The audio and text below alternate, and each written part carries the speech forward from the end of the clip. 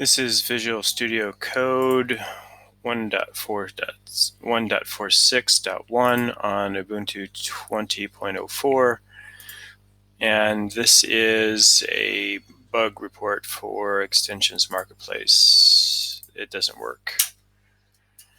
You can see that I've got a few enabled here, but when I go to the popular extensions, for example, it just spins. It doesn't load. And if I search for specific ones, for example, share, it doesn't work either, and it's a problem, and it's still a problem.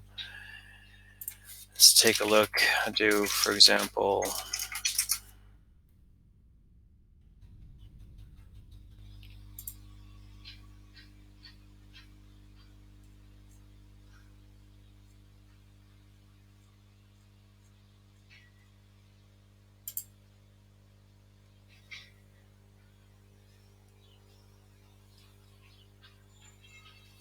do a search for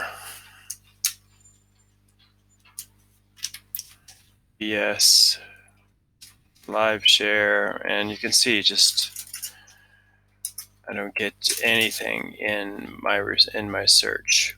It does have my existing extensions installed, but it just doesn't return any results.